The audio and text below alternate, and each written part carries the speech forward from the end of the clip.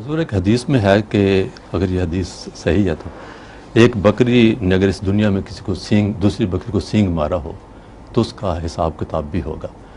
تو اس کا مطلب یہ ہے کہ کہاں سے لی گئی ہے؟ بیقی سے؟ مجھے اس کا صحیح حوالہ نہیں علم. پہلے حوالہ نکالیں، مشہور جی.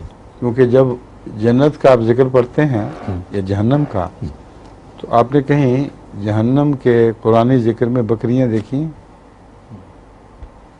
یا جنت کی سرزمین میں وہ مینگنیاں کرتی پھر رہی ہوں؟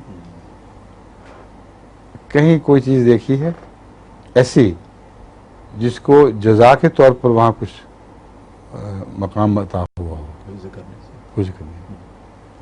بس لازم ہے کہ یہ جو جنت جہنم کا تصور ہے اس سے انسانی زندگی کے علاوہ ہر دوسری زندگی کو باہر کیا جائے.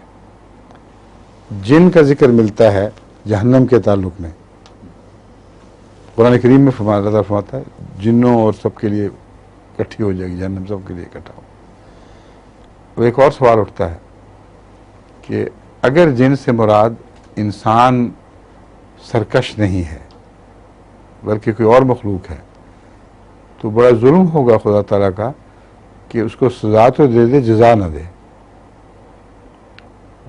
اگر جن بد تھے تو نیک بھی تھے، اور جو نیک تھے وہ جنت میں کیوں نہیں آئے؟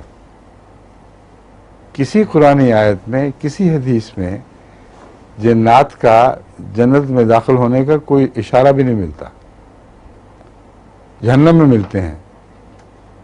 اب سوال یہی ہے جو اہم سوال ہے کہ خدا تعالیٰ پھر عجیب منصف ہے کہ جن بیچارے جب غلطی کریں تو کہیں تمہیں انسانوں کی طرح سزا دی جائے گی، اور جب نیکیاں کرتے پھریں بیچارے تو کہیں چھٹی بس ختم، مر جاؤ یہیں. تو جنت سے اور سوال جواب سے جنوں کا کلیتاً فقدان اور عدم موجودگی یہ بتا رہی ہے کہ وہ جنوں کی عدم موجودگی ممکن نہیں ہے. وہ انسانی جن ہی تھے، اور انسانی جنوں میں سے ہر ایک سے سوال جواب ہوگا. ان لوگوں سے جنہوں نے دوسروں کو ہلاک کیا، دوسروں کو پیچھے لگایا، قرآن کریم میں سب ذکر ملتے ہیں. اور جنات کی پوجا کیا کرتے تھے یہ بھی ذکر ملتا ہے. یہ بڑے لوگ تھے جن کے ساتھ حساب کتاب ہوگا، اور ان کے بڑے لوگوں کے ساتھ جو حساب کتاب کا ذکر ہے وہی دراصل جنوں کے ساتھ حساب کتاب کا ذکر ہے. اور جن کا ایک ترجمہ بڑے لوگ بھی ہوا کرتا ہے. ٹھیک ہے، آپ کا سوال تھا.